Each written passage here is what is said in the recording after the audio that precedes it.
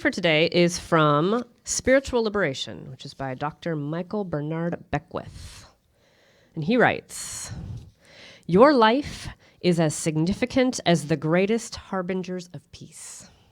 You are as cherished by the Spirit as any avatar, master, or saint whom ever walked the planet. When you think and act from a spiritualized consciousness, you have joined the revolution of values and serve as a beneficial presence on the planet. When revolutionary values kick in, you prioritize your time differently, you allocate your financial resources differently, and you use your talents differently. No longer are you furthering the goals of the little self. You recognize the one life that walks through all feet, and so include the good of all in your own. Your life takes on a depth of purpose. The energy you invest in this transformation will yield rich returns. The self of each individual already contains all that is required for individual and planetary peace. Spiritual revolutionaries have awakened to this truth. They rebel against the hypocrisy in humankind's economic, governmental, educational, familial, and religious life structures." Well, this is pretty fun. It's actually a little bittersweet. It's a little bittersweet, and I think that Spirit is very cool in the way she works, in that the next time I visit, you will not be here. And this was, Dusty and I built this together. I was your senior minister for 6 years and retired in 2015. I now live in Florida, for those of you I don't know. But one of the things I know is that we came in here and we wrote prayers on these floors. So underneath these rugs are all the prayers this community wrote. How many of you here remember doing that? Right? And underneath the paint, we wrote prayers on the walls. So this place is truly blessed, and I'm sure your new home will be equally as blessed. The other, right now, I really don't know what I'm going to say today. I struggled with this topic of empowerment because I realized that there's, like with everything else, there's two kinds of empowerment. And the only real empowerment that really matters is the empowerment that comes within. And it's a very interesting conversation that's happening in our spiritual communities all over the world right now, because our memberships are wanting to do more. They're wanting to be more effective in the world. They're wanting to literally move into social action. And I feel that it's true with this community as well. Like we look at the world and we're not really liking what we see too much always. We're knowing that there's a higher idea possible, but we don't feel like what do we do? How do we really approach that? So I want to really mostly talk about self-empowerment, what are we really wanting? What's really needed in order to actually create and produce and live in a world that we want to live in? Michael Beckwith is one of my favorite social activists.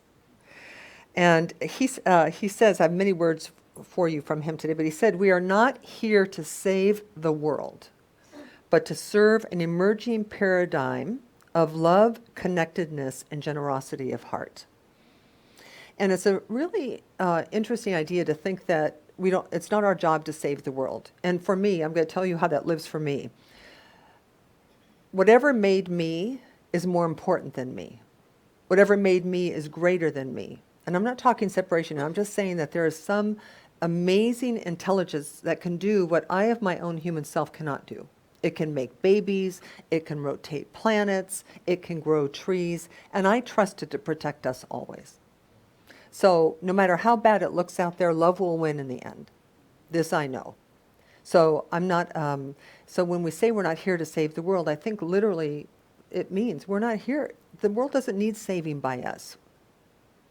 We're not capable of saving it. Einstein said you cannot solve a problem at the level of the problem. So from the consciousness that created the mess, we cannot clean it up. Do you understand? We cannot clean it up. And it is natural and normal. It is natural and normal in the world for us to grow up looking for authorization, looking for empowerment, right? Like, what's going to give me permission to be myself? What is it? Is it going to be my mama, right? My daddy? Like, who's gonna say, honey, it's okay for you to be yourself?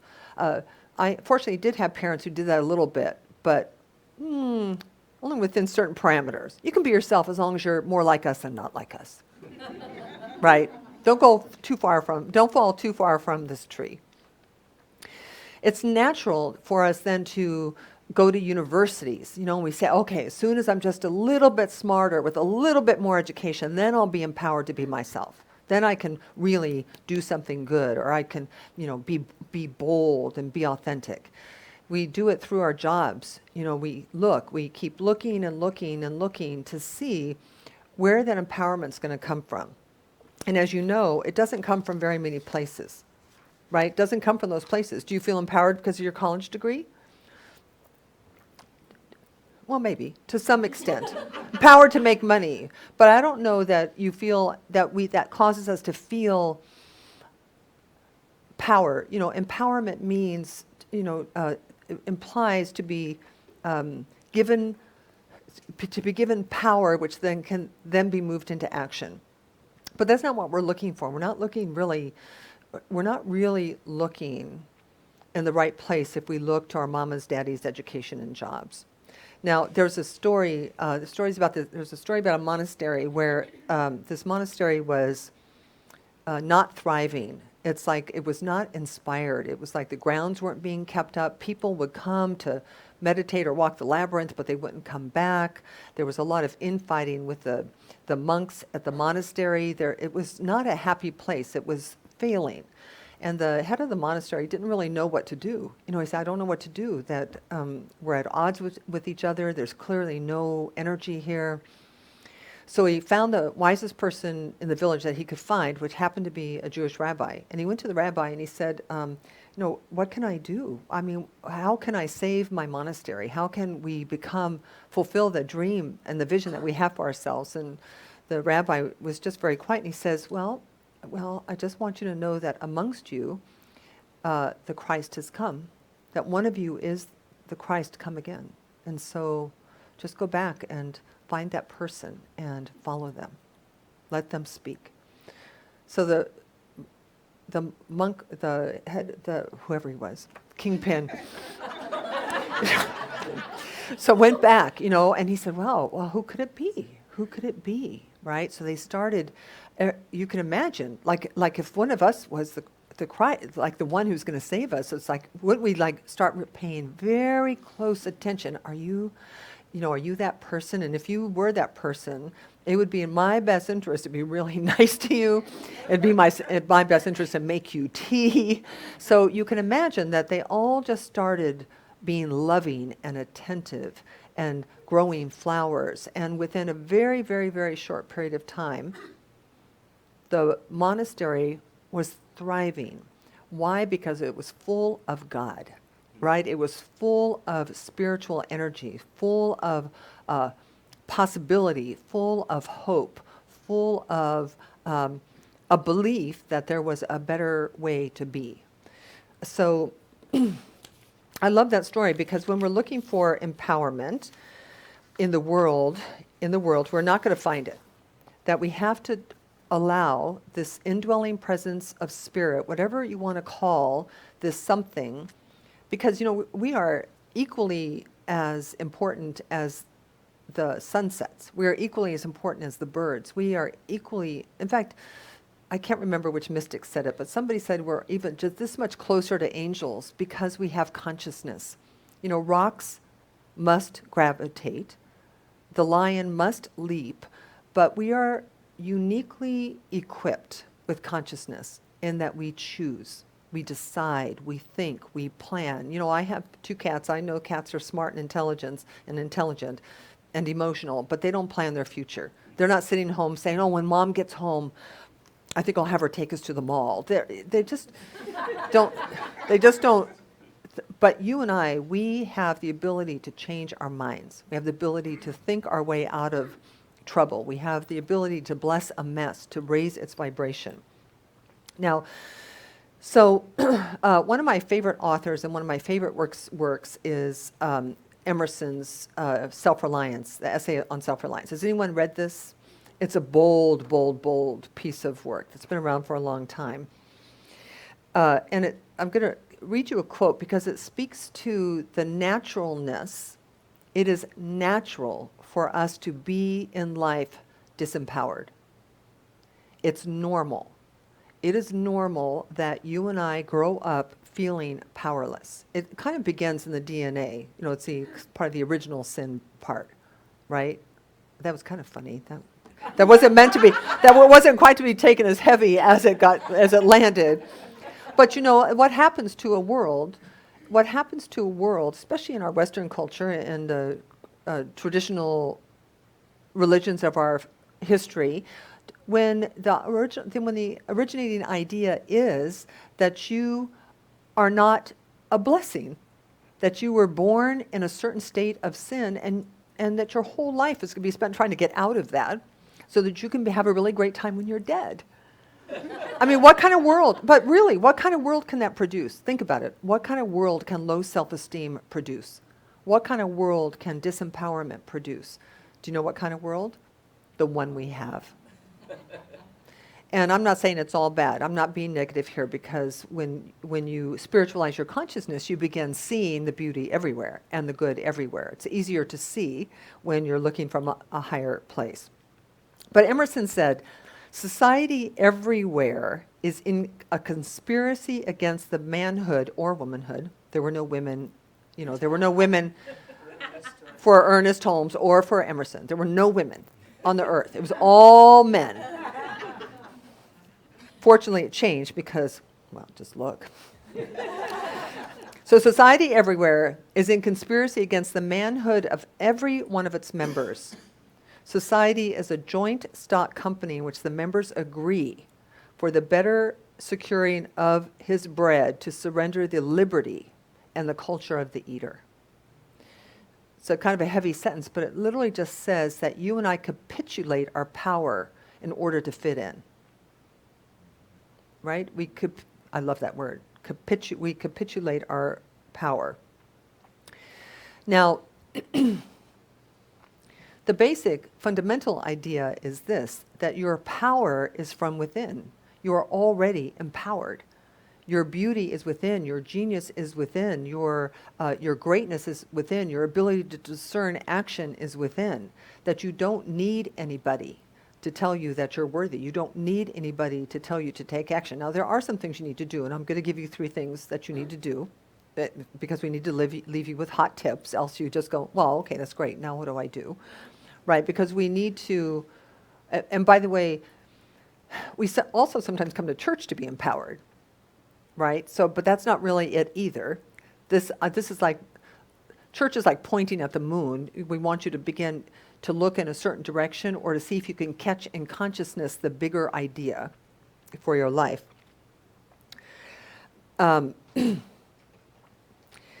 Emerson wrote in the same essay, he says, I no longer do I give my power to society's opinions. I release my false identity and know, oh no, this is Michael Beckwith, sorry. No longer do I give my power to society's opinions. I release my false identity and know what existence means for to be a self-responsible, self-realized being. This is not just a mental exercise, it takes the form of action that emanates from my heart. So we're looking, rather than to go out and try to fix what's wrong, that from a perspective of it's wrong, I'm right, it's wrong, because by the way, that's how we got in this mess to begin with. Somebody had to be right and somebody had to be wrong. Do you see that? Like, everybody thinks they're right. Everybody. So when a war happens, we decide who's right and who's wrong. Then we get on this side and or we get on this side and we Where the fact is that if we come from a place of spiritualized consciousness, we come from a place of self-realization, we will not be in that, we won't even be playing that game, because we will see equality in all beings everywhere. We will want peace for everyone, the Irish and the English. right? So now there, one of the beautiful analogy stories is that of the Wizard of Oz, because the story of the Wizard of Oz really is our story. It really is. That's why it's so beloved, really, because we can all see ourselves in moving through what Dorothy had to move through. And I something the other day that gave me another little take on this, which that in order to be in your authentic self, in order to stand in an empowered state, that we must acquire the three things that Dorothy acquired in her journey, right? Which is what? A heart, a brain, and courage. And all three of those things are absolutely necessary for us to move out of society's grip, to stop capitulating. Whoever it is, we do that, and we do it. We do it to our 401k. We do it to our families. We do it to our partners. We do it to look good, to avoid looking foolish. We do it to avoid rocking the boat. We do it to be safe and secure. But the problem with all of that is that it then costs you your empowerment. It costs you your authenticity. You know, and like Dorothy went everywhere. Well, she was told, the answer to your question, your empowerment is going to come from the Wizard of Oz. You find the Wizard of Oz, and then you can have whatever you want, right? So she goes, well, the yellow brick road, right? She has her own yellow brick road. She's searching high and low for this magical being who is going to save her. That will be her salvation. That will restore her to her authentic self. And as you all know, she gets there, and it's just some little short, bald guy using technology. That's all it is, right? So, and I mean, it's kind of a bummer, right? It's like, wow, bummer. How many of you ever had that bummer moment? I got the degree, bummer, right? I married the man of my dreams, bummer, right? I got the prettiest girl on the block, bummer, because the things of this world in and of themselves are of no value without this spiritualized consciousness. But fortunately, as is with us, along came God's grace in the form of the good witch of the north. Did I get her? One of the good witches. Yes, who at that moment of bummerness, reminded Dorothy that she had the power all along. That it was never absent. It was never gone from her. She never had to earn it. She didn't have to buy it. She didn't have to beg for it. All she had to do was stop for a moment, turn within, and as symbolized by her red shoes, click her heels 3 times, and that would be that. The job would be complete, and she would be restored to her wholeness. So now we also live in a culture that doesn't really appreciate that kind of power, right? And we are fearful of it, of being thought of being conceited, grandiose. What makes you think you're better? You know, I mean, but we can put a different slant on that in that a being who has disconnected themselves from the trappings of trying to look good for the world and to fit into the world is alive. They have a sense of aliveness about them, a sense of security about them. In fact, Janelle, well, all of you, really. So when I first came here is when Janelle first came here. Many of you first came here for the very first time. Just like if you're a first-time visitor today or new to the center, it's kind of like, who are these people, right? Who are these people? And when you arrived, and I was in the same boat in 1995. I'm sure Dusty was in her same boat whenever she walked into her first centers for spiritual living. And these were not confident, self-empowered people, right? Do you remember? You know, they were timid and angry, terrified. Well, yes, like Seabiscuit. Remember that little horse? that little horse who got to be a big horse, and it was pissed off and sad and angry and inconsolable because life beats you up. I mean, but life says, don't be yourself. You're just nothing. Don't be yourself, right? Like Seabiscuit. Another talk. But that's not true today. You are an empowered being today. You are so darling and so, right? Alive. There's aliveness. Like Carol Cross, all of you, this confidence in your beingness. That's what we're going for. And people love alive people. When you are an alive person and you walk into a room and you are in love with the people in that room, even if they're not your tribe, even if they're not your religion, even if they're not your politics, if you can see God in that person, which is there, by the way, because if God ain't in them, it's not in you either. It is everywhere. If you can do that, the world will listen to you. You will change the world. You will change, you will begin to be a beneficial planet. Now, so there are some things you have to do. So these are the three things. Do you have your pencil? I'm kidding. Don't take your pencils out. You don't really need a pencil. So first thing you need to do is you need to be the courage to be yourself, unconditionally authentic. Now, sometimes we don't even know what that is for a while, right? That we've been so domesticated, so connected to doing the right thing and being the right thing that I know it's hard to believe, but there are many people when you say, well, how do you feel? Like, what's your favorite color? And they say, oh, I don't know, right? And they really don't know yet because they have never stopped to ask, never stopped to look, never stopped to say, well, who am I? What do I believe in?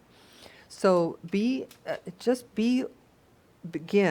And by the way, this is very scary, which is why you also need courage, right? Because it takes courage to be yourself.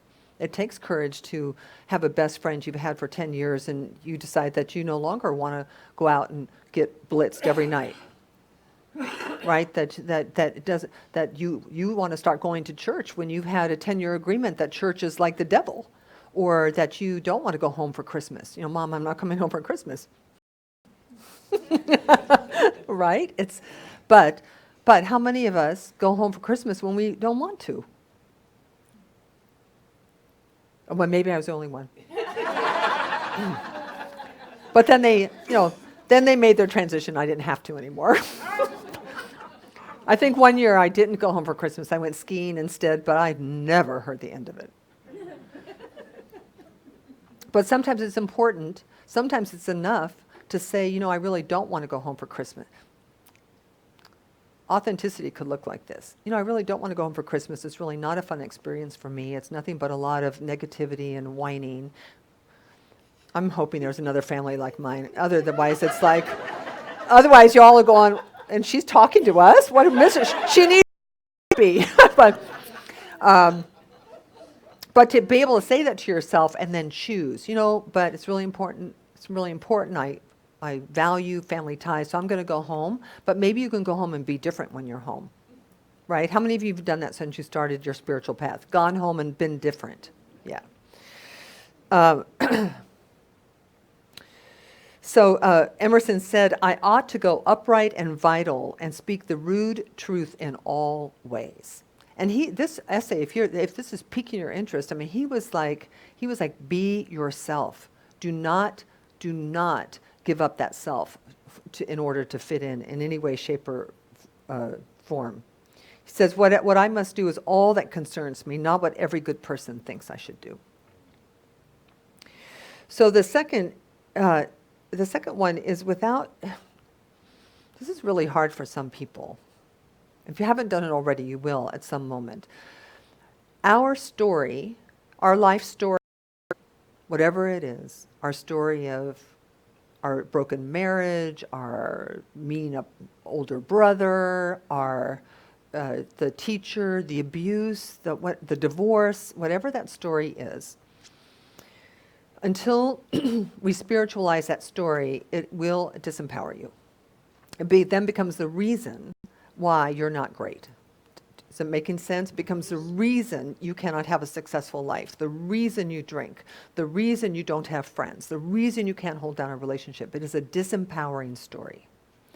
So even if you can't yet see blessings in the story, or you can't take ownership or responsibility for your story, since, by the way, it was Werner Erhard said, you are a god in your universe. You forgot, you pretended not to know that so you could play in it, but you can remember at any time. So if you remember that you're a god in your universe, you will be able to somehow see that the order and the harmony that created the universe wasn't absent in your journey. Like somehow you were your parents and you and your siblings, all of it is somehow part of a beautiful divine story. But if you can't get there yet, just stop telling the story. Do you understand? Just stop telling it. Stop telling people about why you're so whatever you say you are, right? Because if you just stop telling it, it will cease to have as much power over you. Because you want to start a new story. You want to begin to tell people how loving you are and how generous you are and how great you are and how committed to people and how in love you are with life. You want to begin to tell that story because it's contagious. People love alive people, right? So release your story of disempowerment. Shakespeare said there is not one wise man in 20 who would praise themselves. And it's because we have this kind of false humility. So you also, the third one, so the first is to commit to unconditional authenticity. And even if you're not willing to speak it yet, like to engage other people, begin to let it be in you. You know, for you to say, you know, I really don't even like zucchini. Right? Instead of pretending to like zucchini because it's a righteous thing. Right? So I don't know. I don't know where these things come from, but it's better than picking a hot topic, zucchini. Who could argue with me about zucchini? So maybe that you want to start a list. Just sit down one afternoon with a cup of tea or a glass of wine, you know, and if you like wines, quit apologizing to the people who go to AA meetings. They have their path, you have your path. Drink your wine. Or don't, drink your tea. Right, whatever. But whatever you're drinking, sit down and really do a list. What do I love? What are my favorite things in life? If I could do anything, what would I do? You know, if I could be anywhere on Christmas, where would I love to be? Now, whether you ever go there or not is irrelevant, but you want to begin to cultivate within yourself permission to know what you know, to like what you like, and to give value to who you are. Because who you are has value. What you feel has value. What you believe has value, because you are like a cell on God's body. You know how every cell works together? The liver works with the heart, and the pancreas works with the kidneys, and all of it needs to work together for a healthy body. You are some part of God's body, and as that you have a purpose. And in order for the body of God, or all that is, to function properly, you have to do your part. How am I doing on time? I'm about to segue into something. Okay, so one of the most beautiful ways of thinking about this, and I will close with this thought actually, and then a little reading from Michael Beckwith, is involution and evolution. So acorn. Here's an acorn. The acorns are very small. Yes. What is that acorn? When it's fully grown up, what is it? It's an oak tree. So this acorn will become this magnificent 100-year-old oak tree that we bow, whose trunk we bow on, right? That acorn, everything it needs within it, this little tiny seed has everything it needs to become that. All it needs is the right environment. Right? It needs some soil, some sun, some nutrients, and without you or I doing anything, it's going to become the oak tree. I love North Carolina when the baby geese season, right? Because you see these little mamas and little geese. And you could look at these little geese and you know that they have everything in them that's going to have them look exactly like their mother, right? And it's called involution. So the containment of the perfect pattern or prototype of the divine is in the thing itself. And the process of the thing itself becoming what it was meant to be is called evolution. So involution and evolution. You are exactly like that. That the moment you decided to become a little blob of something somewhere, everything that was needed for you to fulfill your life was already there. It's still there. It's unharmable, indestructible, unbreakable, undeniable. And I don't care what happened to you. I don't care what happened to you when you were 3 years old or 5 years old or 10 years old or last week. It's indestructible. That you are a divine being with a purpose for being here, and the world is waiting for you to be that. Now, the environment is important because when I was 7, I was not in an environment that, my mama and daddy weren't watering me right? We might not have been watered properly. Not because they were mean or evil people, but because they were just like us. They are capitulating to society. They're unaware of their divinity. So you can step into your fullness anytime you want, because your empowerment is within you. So you can be bold, you can be brave, you can be gutsy, you can dance on tables, you can change social situations, you can ask for what you want without fear, because you are part of the scheme of things. I don't know who said this, but it says, accept the place divine providence has found for you, the society of your contemporaries, and the connection of events, that you have a right and a reason to be here. So this whole conversation about empowerment is a spiritual conversation, not a human one. That's all. I think that's my message. That there's something within us that we have to accept our magnificence. CSL's byline, CSL's vision is to awaken the world to its spiritual magnificence. And it's good. It's a good one. It's right. It's the right one. It's like, imagine these centers are all over the world. I'm in Florida right now, and I have one right where I am. And people come here. Why do we come here? I'll tell you why we come here. Why do we come here? Anybody got it, the one word? Environment, right? It's an environment. Now, it's because Dusty, we're just going blah, blah, blah, blah, blah. That's all. And, if you're a minister and you do this every Sunday, that is truly all you're doing. Right? I mean, people who do, really, we say the same thing every Sunday.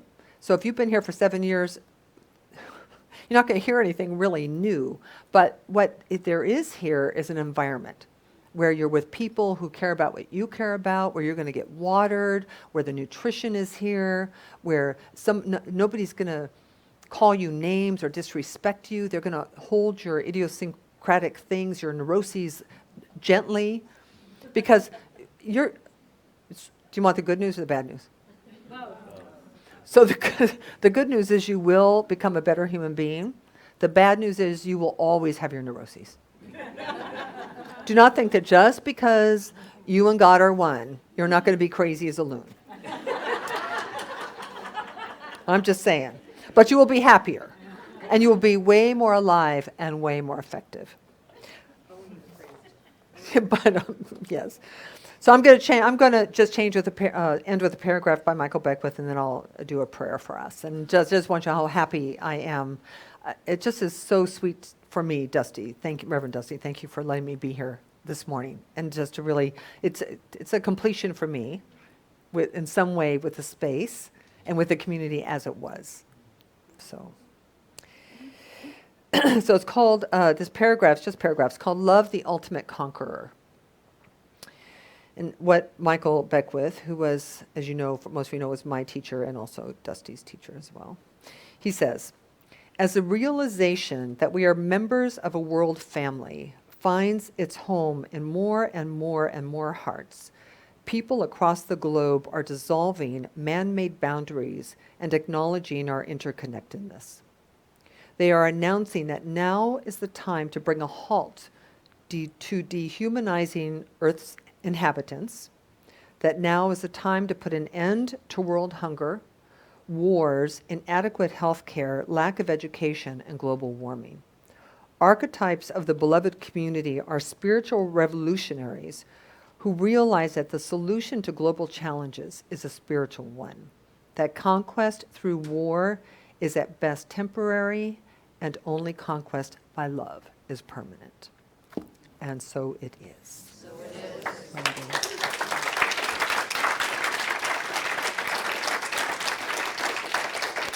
So good. All right, so let's pray together. And so just turning within,